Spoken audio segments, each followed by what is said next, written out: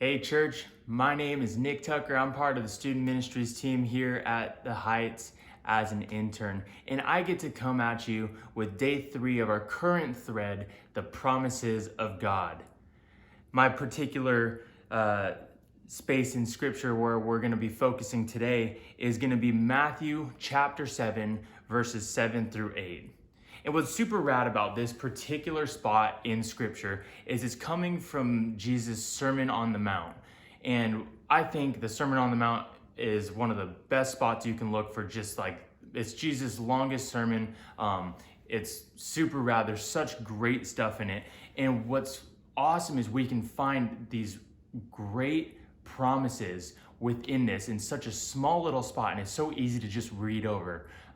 So let's dive into it a little bit together. So Matthew 7, verse 7 through 8, and it goes like this.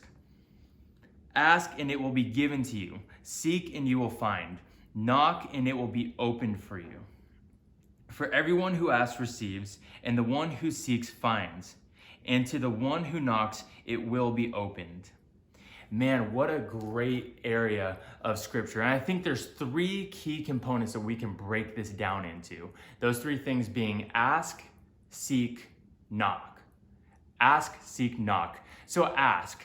Ask is a really kind of a strange thing, because a lot of us, if you're anything like me, you don't like asking for help. I'd rather just do it on my own. I don't like looking up directions. I always get lost when I'm driving because I'm like, you know what? I know how the freeways work. I know interchanges. I'm good. I don't need directions. So I can just get there on my own. Funny mistake always happens. I always take the wrong turn. I always end up lost. And then I got to look up and ask for help anyways. But ask God, because it says if you ask, you will receive. And asking requires this sense of humility and this awareness of need. And I think it's required for disciples and followers of Jesus to be able to ask God, to be able to come to him in humility and say, you know what, God, I can't do this on my own. I need your help. So God, would you please just help me? Would you do this? God, can you do this? God, will you do this for me? God, give me guidance. God, give me wisdom. Just ask. And if we ask, it says here that we will receive.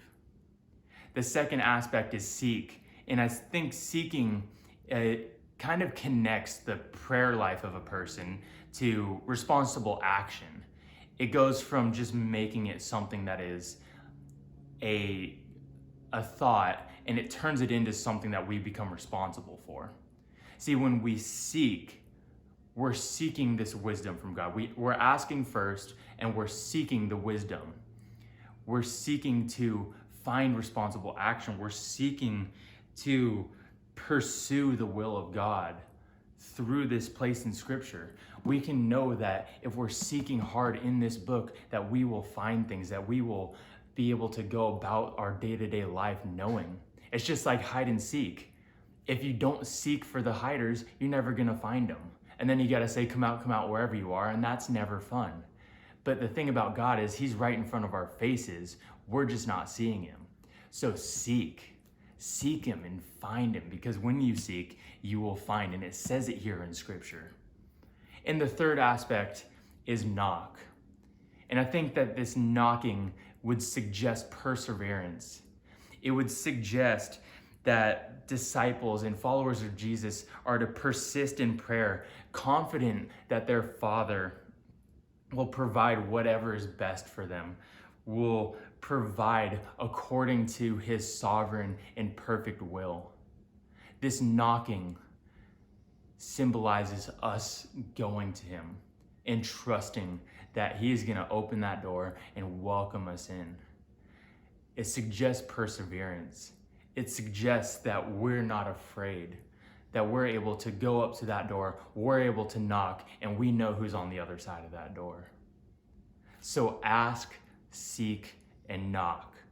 And I think with those 3 things, we can better understand the promises of God found in Matthew 7, verses 7 through 8. Man, I miss seeing you guys on Sunday. I hope you guys are doing well. I'm praying for all of you, and I hope to see you guys soon.